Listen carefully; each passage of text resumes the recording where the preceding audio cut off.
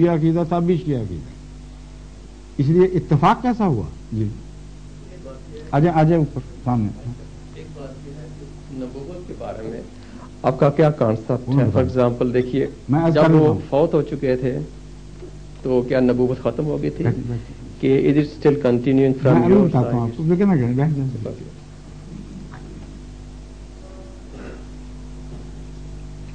میں نے اپنے جواب میں دو باتیں کہی تھی. ایک، امام آ گیا ہے، ہم نے پہچان لیا.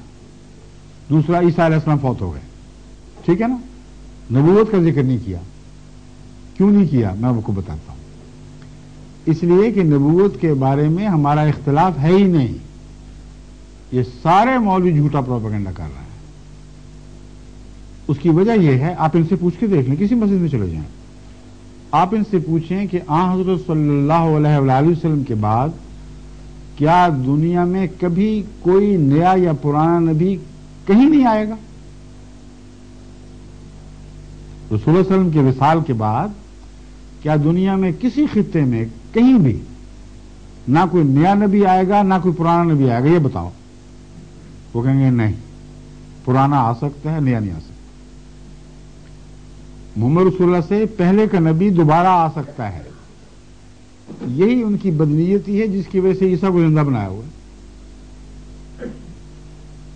اب ان سے آپ پوچھیں کہ تم تو کہتے تھے امت محمد رسول اللہ صلی اللہ علیہ وسلم پر نبوت ختم ہو گئی، تو اب کہتے ہو پرانا نبی دوبارہ آئے گا. اگر ضرورت نہیں تھی نبوت کی تو لایا کیوں جائے گا؟ وہ کہیں گے اسی لیے تو زندہ رکھا ہوا ہے کہ رسول اللہ علیہ وسلم کے آنے سے نبوت تو ختم ہو گئی، نبوت کی ضرورت ختم نہیں ہوئی. یہ کسی معقول آدمی کو قابل قبول ہے ہی نہیں، کیونکہ اللہ تعالیٰ پر حملہ ہے، اس کی حکمت پر حملہ ہے. کوئی آدمی کہہ دے کہ روٹی کی ضرورت ہے، وہ روٹی کی سپلائی بند. اب یہ بڑا ظلم ہے. روٹی کی ضرورت ہے، سپلائی بند. کہتے نہیں ہم بیک ڈور سے لے آئیں گے، فکر نہ کرو. کوئی معقول بات ہے؟ بس فرق صرف یہ ہے، ہم کہتے ہیں ضرورت ہے، کہتے ہیں یہ بھی کہتے ہیں ضرورت ہے. ہم کہتے ہیں فرنٹ ڈور سے روٹی آئے گی، محمد رسول اللہ کی امت سے وہ پیدا ہوگا جس کو خدا تعالیٰ نبوت کی ضرورت پوری کرنے کے لیے امت محمدیہ میں بھیجے گا. یہ کہتے ہیں فرنٹ ڈور بند ہے، بیک ڈور سے ہوگی. پرانے نبی کو لایا جائے گا اور امت موسوی کے نبی کو امت محمدیہ کا نبی بنایا جائے گا. نبوت کا انکار ہے ہی نہیں. امت موسوی کے نبی کو امت محمدیہ کا نبی بنایا جائے گا. ہم کہتے ہیں امت محمدیہ کے غلام محمد کو امت محمدیہ کا نبی بنایا جائے گا. یہ فرق ہے. اس لیے ختم نبوت والا وہ عقیدہ بالکل جھوٹا پیش کیا جا رہا ہے. آپ اس کی تصدیق کر کے دیکھ لیں، ہر جگہ آپ کو یہ جواب ملے گا. اگر آپ کہیں گے کہ نبوت پرانا نبی بھی نہیں آ سکتا تو آپ کو کہیں گے تم کافر ہو، بھاگو یہاں سے. اور پاکستان میں ہو تو بھاگو نہیں، مار بھی پڑ سکتی ہے. شکریہ. اچھا کوشچن تھا نا، وہ یہ تھا کہ آپ کی نماز میں، ہاں وہ ابو تو بڑا سادہ سی بات ہے. نماز کے الفاظ میں جو آن حضرت صلی اللہ علیہ وسلم سے مروی ہیں، ہمارے اور آپ کی نماز کے درمیان ایک ذرے کا بھی فرق نہیں. قبلہ وہی ہے، مسائل وہی ہیں، وضو کے، غسل کے، نماز کے الفاظ کے اور دعاؤں کے جو نماز میں پڑھی جاتی ہیں، ایک ذرے کا بھی فرق نہیں. اس لیے یہ بات اگر کوئی کہتا ہے جھوٹ بولتا ہے. ہم اس کا کیا علاج کریں؟ کوئی جھوٹ بولے تو 100% وہی نماز ہے. اب یہاں ہوگی آج نماز، اب ہم نہیں کہہ رہا ہوں، آپ دیکھ لینا میں کس طرح نماز پڑھاتا ہوں، کیا پڑھتا ہوں، صاف نظر آ جائے گا آپ کو کہ نماز وہ ہے کہ نہیں. کسی نے یہ کہا تھا کہ شاید آپ نے تھوڑی سی ترمیم کر دی ہے کہ to incorporate your concept of Ahmadi in it, so that was the thing. آپ کا سوال بالکل صاف ہے. مجھے آپ کے سوال پر ذرا بھی اعتراض نہیں. آپ تو شریف النفس صاف آدمی ہیں، کوئی غلط بات نہیں کی آپ نے. جو جھوٹ ہے میں آپ کو یہی کہتا ہوں جھوٹ ہے. ایک ذرہ بھی ترمیم نہیں کی، ایک نقطہ بھی ترمیم نہیں کی. جزاک اللہ. اور اگر ہم کریں تو ہم کافر ہو جائیں گے. محمد رسول اللہ کی قائم کردہ نماز جو آپ نے سمجھی اس میں ترمیم کا دعویٰ کرنے والا ہی جھوٹا اور اسلام سے خارج ہے. شکریہ. حضور میں اب مسٹر راجو جو کنگسٹن بارو میں کاؤنسلر ہیں ان سے درخواست کروں گا تشریف لائیں. مسٹر راجو. السلام علیکم. وعلیکم السلام. مسٹر راجو آپ کہاں کے ہیں پیچھے سے؟ میں رہتا ہوں کنگسٹن سے. کنگسٹن میں اس سے پہلے ہم افریقہ میں رہتے تھے, کینیا میں. ہاں. اور ہمارے ماں باپ ہندوستان سے آئے ہیں. اچھا آپ ہندو ہیں؟ ہندو ہے عقیدتاً. ہندو دھرم ہے. مقصد ہمارا ایشین بائبلوں کی رکھوال کرنا ہوگا. میرا سوال یہ ہے کہ Quran, Gita, Bible, old testament, new testament میں جبھی مہان پروش کا جنم ہوا تھا تبھی ان چھوٹے چھوٹے گاؤں میں سے ان کو ندی میں سے بہا کر بیجے دوسرے گاؤں میں لے جاتے اور اس کے پیچھے وہ چھوٹے چھوٹے بچوں کو زہر پلا کر مار ڈالتے. وہ میں نے کنیکشن 2-3 ایسے پستکوں میں دیکھا, تو اس کے پیچھے یہ کنیکشن کی کیا وجہ ہے؟ I think perhaps you could express yourself much better in English. Please. Moses, when he was born, was cast down the river in a basket to protect his life, to go into the next town. Same thing happened to Lord Krishna, and the very same thing happened, I believe, in Quran. And also... To what? To whom? Same thing, I believe, happened to Isu Christ in Christianity, where the mother had to leave the town, and he was born in another town to protect him. And then afterwards, the young children were poisoned to try and find the prophet and to try and take his life. Now, what connections do you see behind all this? اصل میں جو آپ نے سوال فرمایا ہے اردو دان لوگوں کی خاطر میں عرض کر دوں. آپ نے فرمایا ہے کہ حضرت موسیٰ علیہ السلام کو بچپن ہی, بہت بچپن ہی میں ایک بکس میں بند کر کے دریا میں بہا دیا گیا اس خطرے سے کہ ان کا فرعون کے لوگ ان کا قتل نہ کر دیں. اور اسی طرح آپ نے فرمایا ہے حضرت عیسیٰ علیہ السلام کے ساتھ یہ واقعہ پیش آیا کہ آپ کی والدہ نے اس خوف سے کہ لوگ قتل نہ کر دیں وہاں ہجرت کی. اس میں کیا حکمت ہے؟ کیا نبی اس وقت سے پہچانا جاتا تھا؟ اس کا جواب یہ ہے کہ یہ جو واقعہ ہے حضرت عیسیٰ علیہ السلام کی پیدائش کا, اس کے متعلق بہت سی کہانیاں بائبل میں داخل کر دی گئیں اور اپوکریفا میں بھی وہ بہت سی کہانیاں ملتی ہیں جن سے پتہ چلتا ہے کہ کچھ ستارہ پرست لوگ مشرق سے چلے تھے ایک ستارہ دیکھتے ہوئے. یعنی بچے کی پہچان کا یہ واقعہ ہے اصل میں. اور وہ ستارے کے ساتھ ساتھ چلتے رہے یہاں تک کہ وہ یروشلم پر آ کر وہ یا بیت اللہ پر آ کے وہ ستارہ ٹھہرا اور عین اس گھر کے اوپر آ گیا جہاں حضرت مسیح پیدا ہوئے تھے. تو انہوں نے جا کر مسیح کو دیکھا اور مسیح کو سلام کیا اور اس کے حضور اپنی عقیدت پیش کی اور باہر جا کر بتایا تو ہیرڈ کو یہ خبر ملی.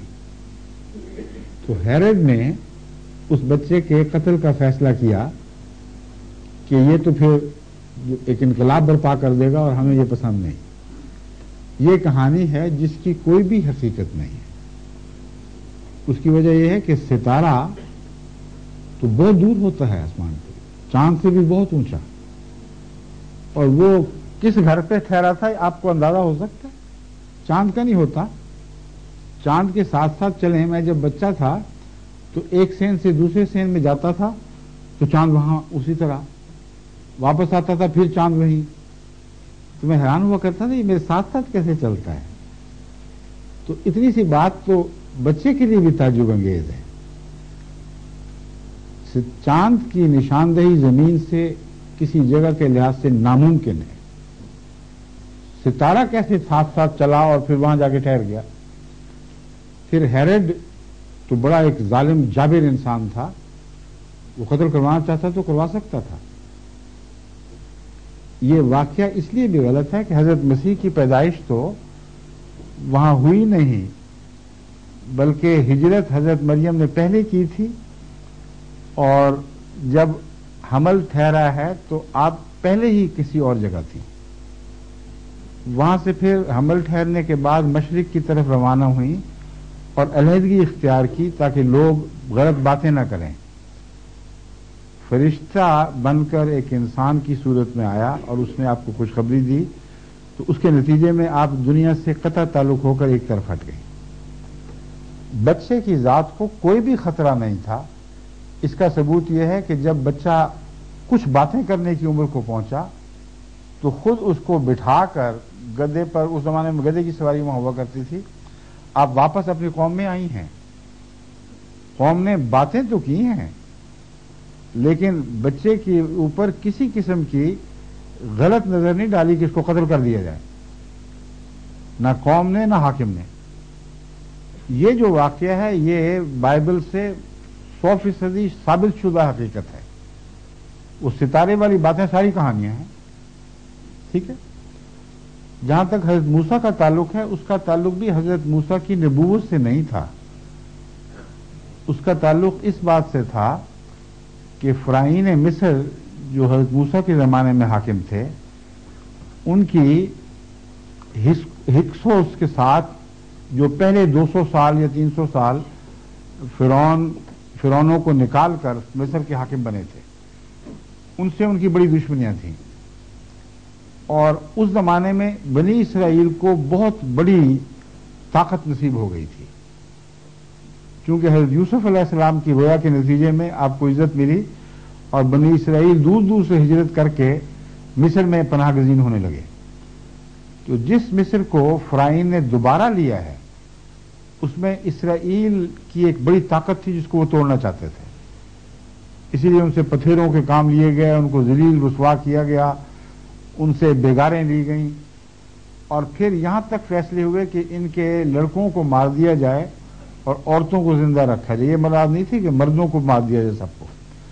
ایک سزا کا طریق تھا کہ تمہاری آئندہ نسلیں بیکار اور کمزور ہو جائیں. اس موقع پر حضرت موسیٰ کا تو وہم و گمان بھی کسی کو نہیں تھا کہ آپ نے بڑے ہو کے نبی بننا ہے. حضرت موسیٰ کی ماں کو وحی ہوئی تھی. اللہ تعالیٰ نے وحی کے ذریعے فرمایا کہ اس بچے کو دریا میں کافن جس کو کہتے ہیں لکڑی کا بنا ہوا، اس میں ڈال کر دریا میں بہا دو اور ہم اس کی حفاظت کا انتظام کریں گے، اسے واپس تیرے پاس لے آئیں گے. جب یہ لمبا واقعہ ہے تو الہام نے حضرت موسیٰ کی والدہ کو اتنا تو بتا دیا کہ یہ کوئی خاص بچہ ہے، مگر نبوت کی بات وہاں بھی نہیں ہوئی. پھر وہ فرعون کے محلوں میں پلے ہیں. اگر نبوت دکھائی دی تھی تو کسی وقت بھی محل کے اندر قتل کیے جا سکتے تھے. جب آپ نے دعویٰ کیا تب پتہ چلا. اسی طرح حضرت عیسیٰ علیہ السلام نے جب تک نبوت کا دعویٰ نہیں فرمایا اس وقت تک قوم ان کی مخالف نہیں ہوئی. طے شدہ حقیقت ہے. سمجھ گیا؟ شکریہ. حضور میں اب جناب سبقت اللہ قادری صاحب کو دعوت دوں گا.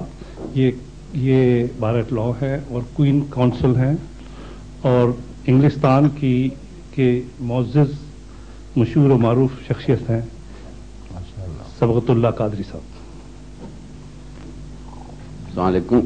وعلیکم السلام. میں یہاں تعلیم حاصل کرنے آیا تھا. سوال میرا مقصد نہیں تھا، لیکن آپ نے جو نوجوان نے سوال کیا تھا احمدیہ فرق کا، اور آپ نے فرمایا بڑے مدلل انداز میں کہ باقی مولوی یہ کہتے ہیں کہ نبی تو نہیں آئے گا، پرانا نبی آ سکتا ہے بیک ڈور سے، آپ کہتے ہیں فرنٹ ڈور سے بھی آ سکتا ہے.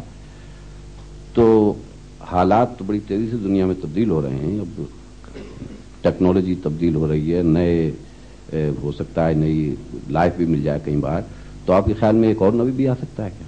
ضرورت ہے اس کی ابھی آنے؟ صحیح رکھیں. میرے خیال میں انسانی خیال کو نبی کے آنے یا نہ آنے میں کوئی بھی دخل نہیں ہے. उसकी कोई हैसियत ही नहीं। सवाल ये होना चाहिए कि क्या अगर मिर्जा साहब उम्मती नबी हैं जैसा कि आप कहते हैं, तो इनके मुतल्लिक कोई कुरान और हदीस में इशारा मौजूद है, और अगर है तो क्या किसी और नबी का आने का इम्कान भी खुला है? ये सवाल दुरुस्त है। कुरान और हदीस के हवालों ही से तो हम बात करते हैं हमेशा। कुरान करीम ने उम्मती नबूवत के दरवाजे को बंद नहीं फरमाया, और ये भी नहीं कहा कि सिर्फ एक आएगा, समझे? इसलिए किसी को कोई हक नहीं कि ये कह दे कि दरवाजा खुला है मगर सिर्फ एक के लिए खुला है। अगर कोई अहमदी कहता है, गलत कहता है। दरवाजा खुला है जिन शर्तों के साथ, वो शर्तें जिसके हक में पूरी होंगी वो जरूर नबीउल्लाह होगा, और वो शर्त रसूलुल्लाह सल्लल्लाहु अलैहि वसल्लम उन शर्तों की तायीद में या वजाहत में हज़रत सल्लल्लाहु अलैहि वसल्लम ने उम्मत मोहम्मदिया में आने वाले इमाम महदी और मसीह की पेशगोइयां की। हम सिर्फ ये कहते हैं कि मिर्जा साहब का फर्ज था कि वो उन पेशगोइयों की निशानदेही करें जो आपके हक में पूरी हुई, और उसके बगैर आपको किसी दावे का हक ही नहीं बनता। इल्हाम तो हुआ होगा, लेकिन दुनिया को क्या पता इल्हाम हुआ है कि नहीं। मगर कुरान की आयात और रसूलुल्लाह सल्लल्लाहु अलैहि वसल्लम की पेशगोइयां रोज़ रोशन की तरह अगर आपके हक में गवाही दे दें तो सबको पता चल जाएगा। आइंदा के मुतालिक हमारा मौक़िफ़ यह है कि अगर खुदा किसी को भेजे जबकि दरवाज़ा बंद नहीं है, उम्मती नबी आ सकता है, तो उसका काम होगा, उसकी बात कोई नहीं मानेगा जब तक वो कुरान हदीस के हवाले से अपने वजूद की सच्चाई को साबित न करे। तो ये उसका काम है। एक तो निपट नहीं रहा अभी, हम अगले की बहस में कैसे छेड़ दें। लेकिन बुनियादी जवाब मेरा यही है आपको कि दरवाजा जो खुला है वो मशरूत खुला है, और वो आयत सूरह निसा की आयत है जो बिल्कुल क़ती और वाज़ेह है। वो ये है, वमन युतिइल्लाह वर रसूल, वमन युतिइल्लाह वर रसूल फउलाइका मअल्लज़ीना अनअम अल्लाहु अलैहिम मिनन नबिय्यीना वस्सिद्दीक़ीना वश्शुहदाए वस्सालिहीना वहसुन उलाइका रफ़ीक़ा। जो कोई भी अल्लाह और इस रसूल मोहम्मद रसूलुल्लाह की अताअत करेगा,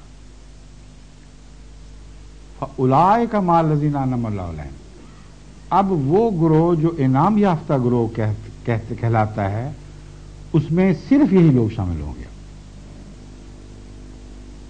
अनअम अल्लाहु अलैहिम, जिन पर अल्लाह ने इनाम फरमाया, वो कौन होंगे?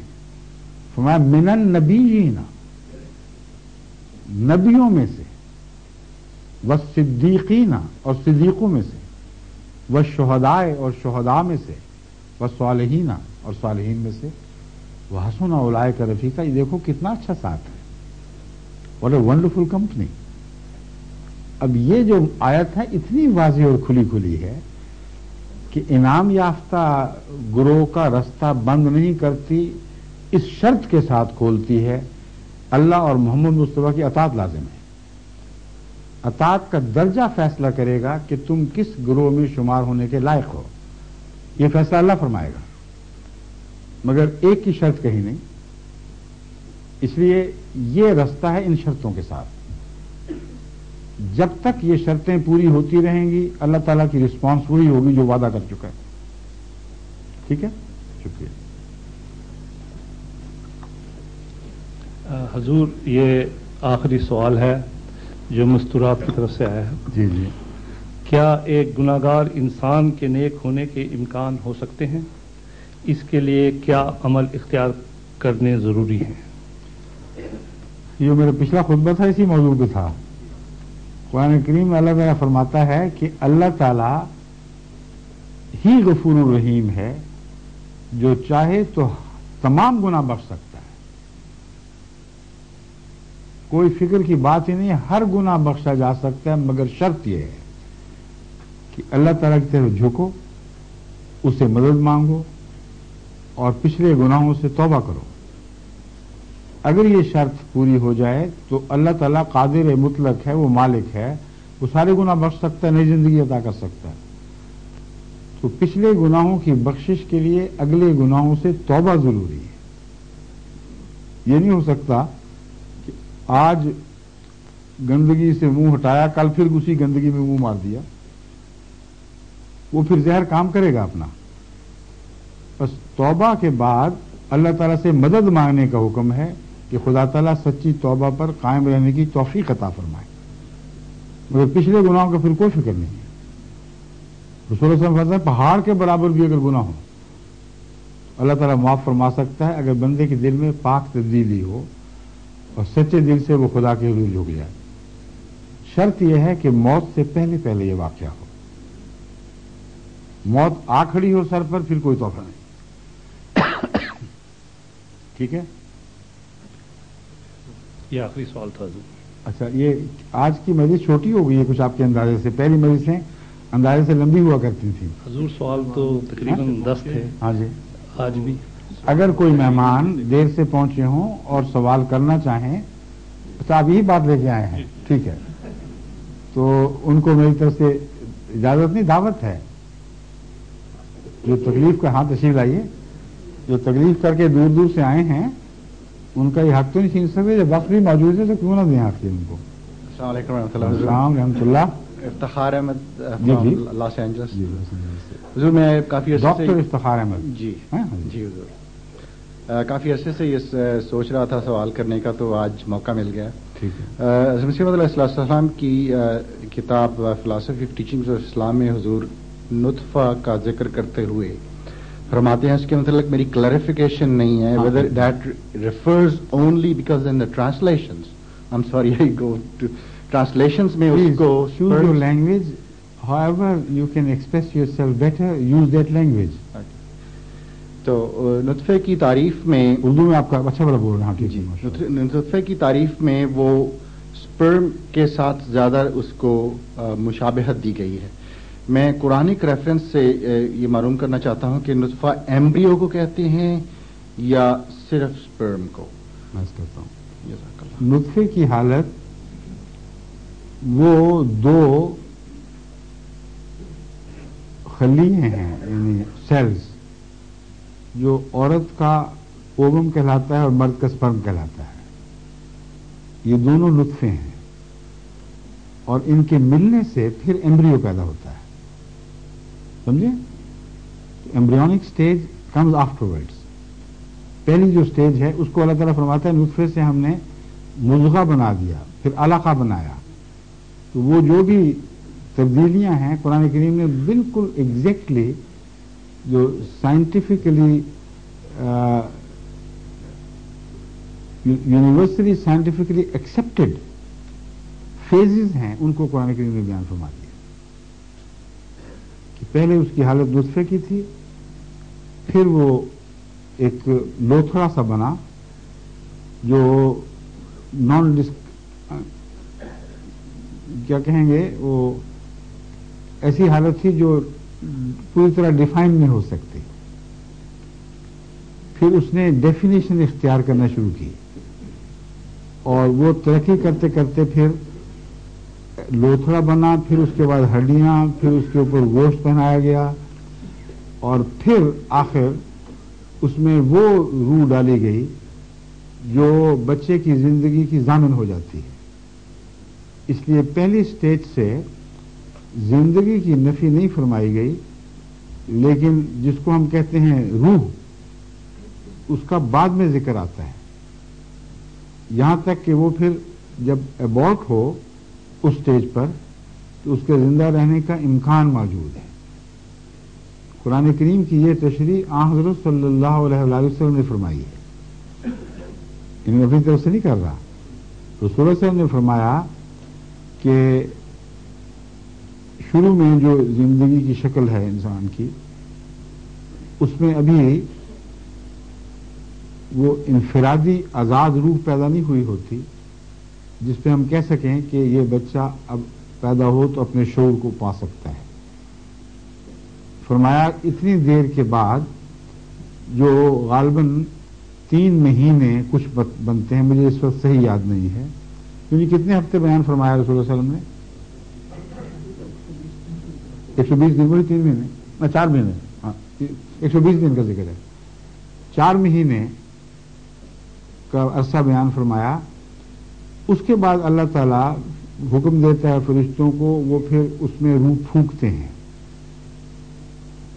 अब ये बात बड़ी अहम है, क्योंकि जहां तक मैंने मुतालिया किया है इस हिस्से का, ये डॉक्टर इस बात पर मुत्तफिक हैं कि 4 महीने से पहले का जो हमल है उसमें उसके जिंदा बचने का सवाल ही नहीं।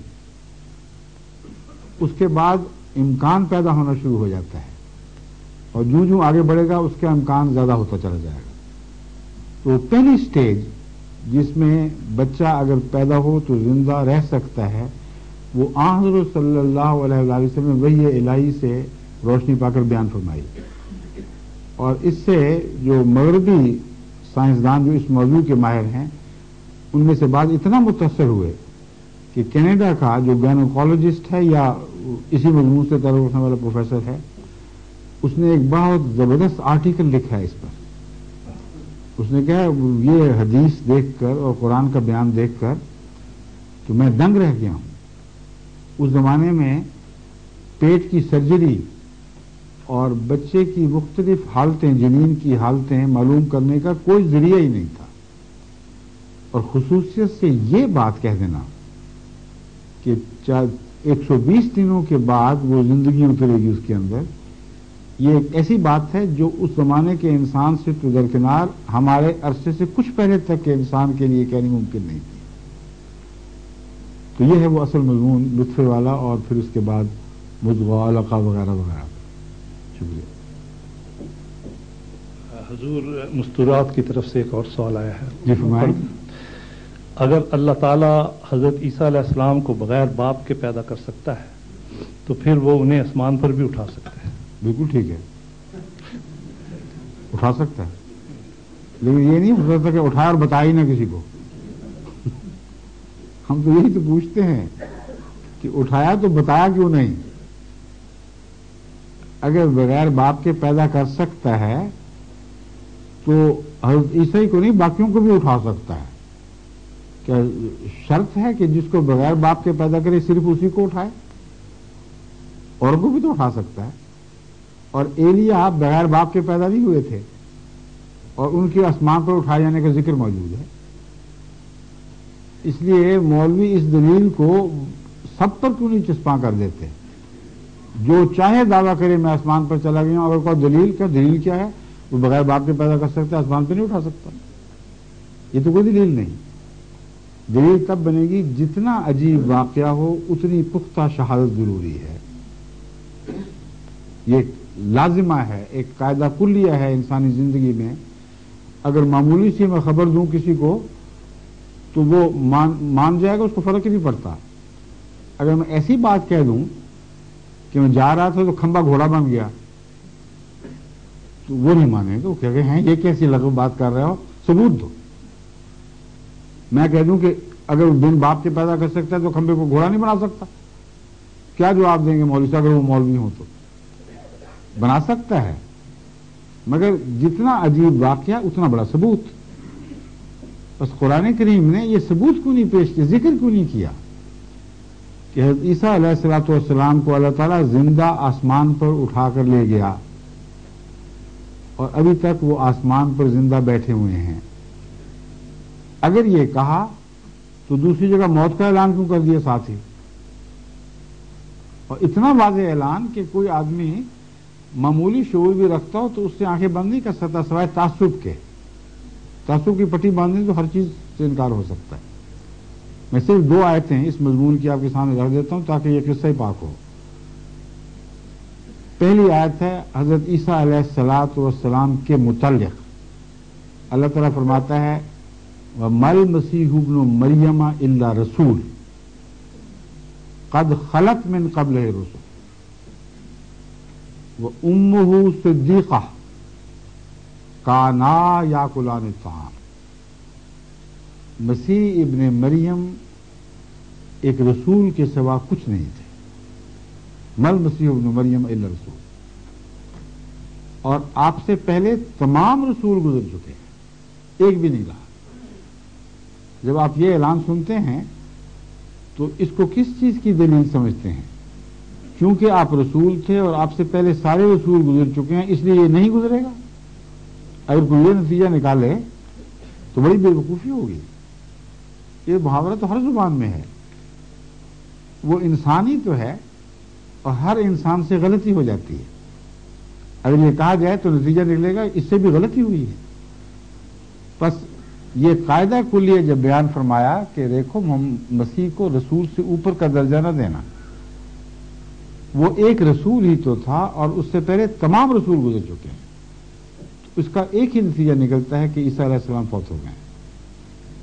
لیکن جو شک کرتے ہیں ان کے شک کو توڑنے کے لیے قرآن کریم اس مضمون کو اور آگے بڑھاتا ہے. اسی آیت میں فرماتا ہے وہ امہ صدیقہ، اس کی ماں پاک باز عورت تھی، سچی تھی. کانا یاکلان الطعام، یہ دونوں ماں اور بیٹا کسی بعید زمانے میں کھانا کھایا کرتے تھے. اب ہر صحیح شعور آدمی کو فوراً سمجھ آ جائے گی کہ کیا حکمت ہے اس میں. ماں کا ذکر چھیڑ کے بیٹے کا ذکر ختم ہو گیا بظاہر. جب اس کی وفات کا ذکر فرمایا ماں کی تو اس طرح فرمایا کہ مدت ہوئی وہ کھانا چھوڑ بیٹھی ہے اور ساتھ مسیح بھی کھانا چھوڑ بیٹھا ہے. دونوں کبھی کسی زمانے میں کھانا کھایا کرتے تھے، اب نہیں کھاتے.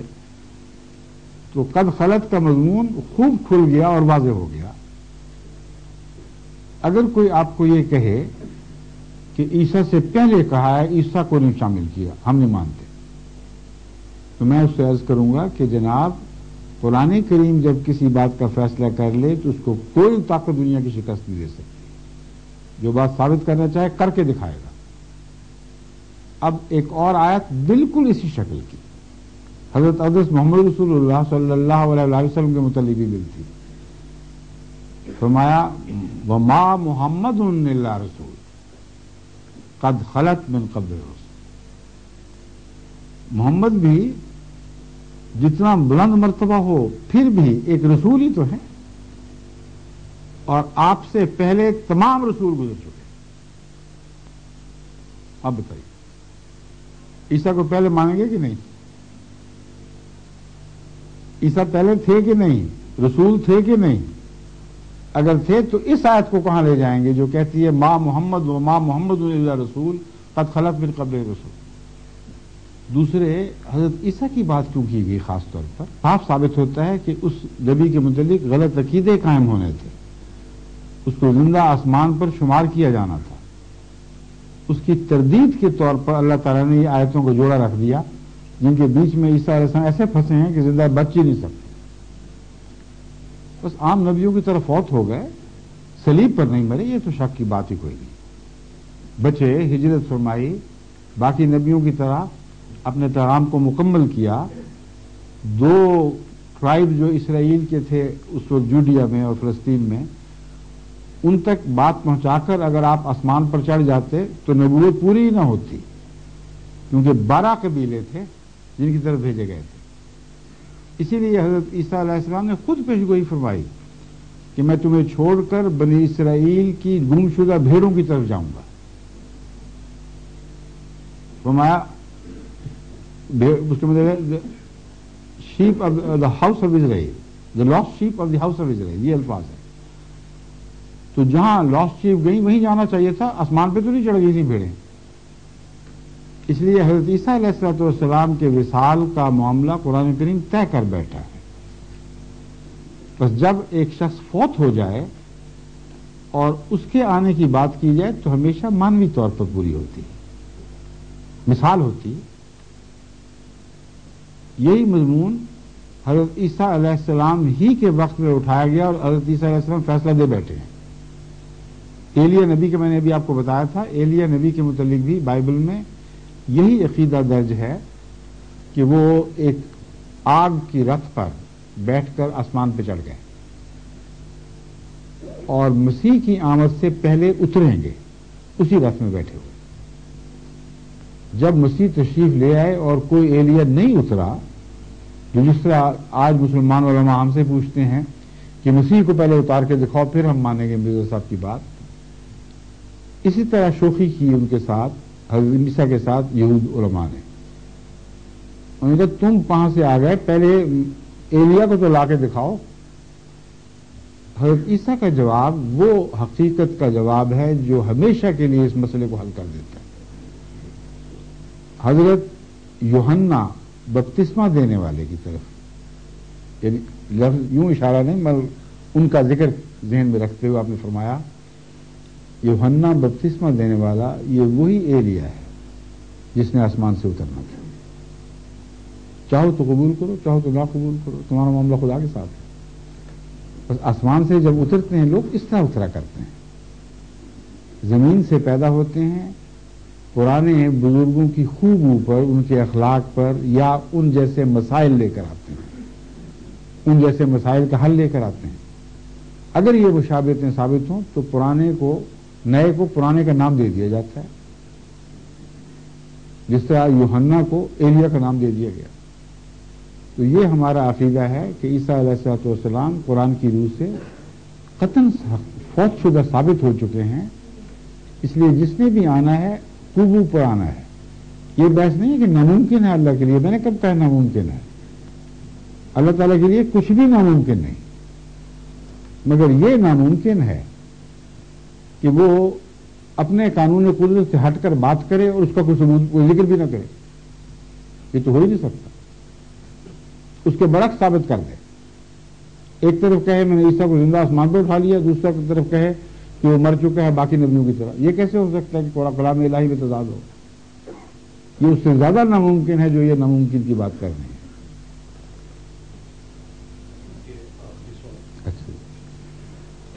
اب آپ کے پروگرام کے مطابق یہاں آپ نے بیٹوں کا ذکر کیا ہے. کسی صاحب نے خواہش ظاہر فرمائی ہے یا آپ اعلان کرنا چاہتے ہیں؟ یعنی یہاں آنے سے پہلے فیصلہ کر چکے تھے.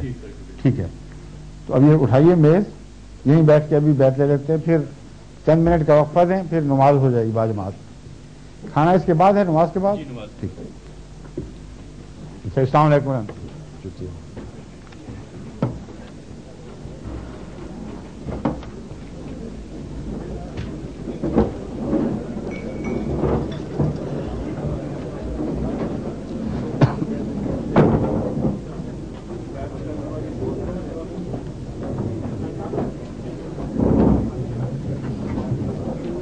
کیا حال ہے؟ ٹھیک ہے.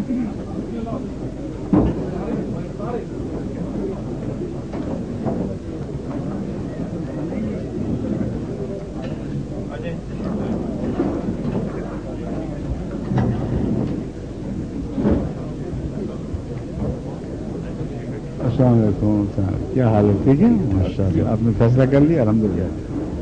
اللہ آپ کو مزید شرف عطا فرمائے. بہت صحیح فیصلہ فرمایا.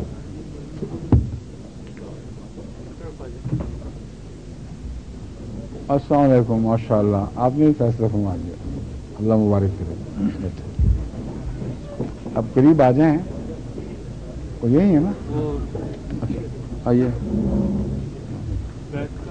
آگے تشریف لیں ذرا. یہاں بیعت کا طریق یہ ہے جو قرآن کریم میں درج ہے کہ رسول اللہ صلی اللہ علیہ وسلم اپنا ہاتھ اوپر رکھا کرتے تھے اور باقی سب ہاتھ آپ کے ساتھ ٹچ کرتے تھے. جو نہیں کر سکتے تھے وہ ایک دوسرے کے کندھوں پر ہاتھ لگا دیتے تھے تاکہ جسمانی رابطہ بھی قائم ہو جائے. اس لیے ضروری نہیں کہ ہر ہاتھ مس کر جائے, اور اگر یوں پکڑ لیں تو نیچے بھی ہو جاتا ہے اور ساتھ ٹچ بھی کریں, اس کا بھی حرج نہیں ہے. سمجھیں؟ تو اب میرے ہاتھ کو اب لے لیں ہاتھ میں. میں بیعت کے الفاظ دہراؤں گا اور آگے ہو جائیں تاکہ آپ کو بوجھ نہ پڑے. اس طرح اس پوزیشن پہ تھک جائیں گے آپ کو. اشہدو اللہ الہ الا اللہ وحدہ لا شریک لہ واشہد ان محمدا عبدہ ورسولہ.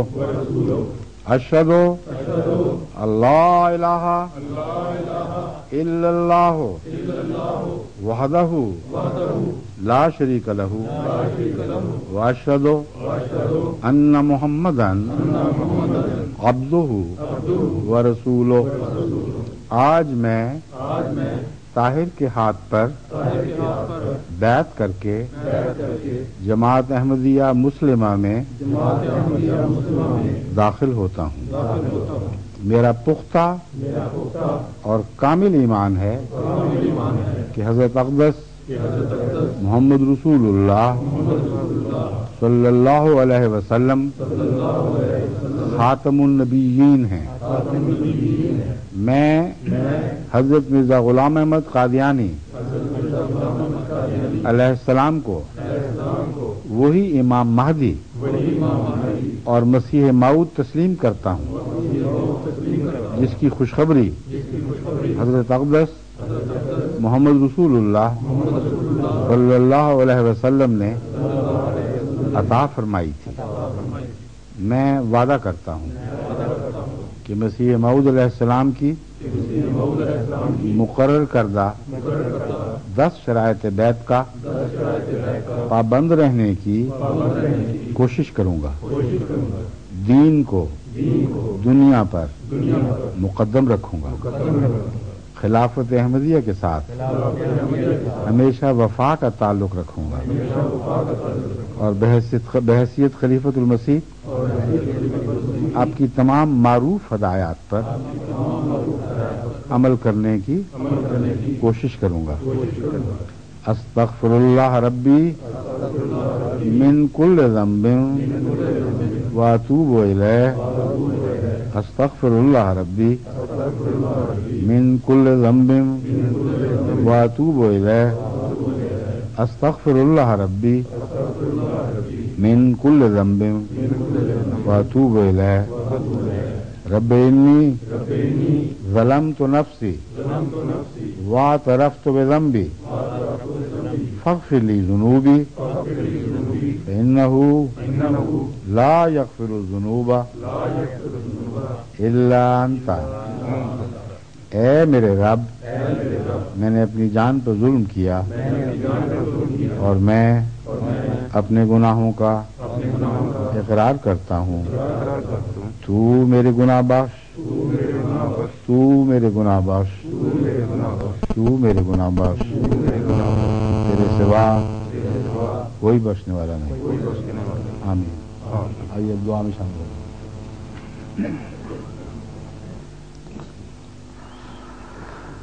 الحمدللہ.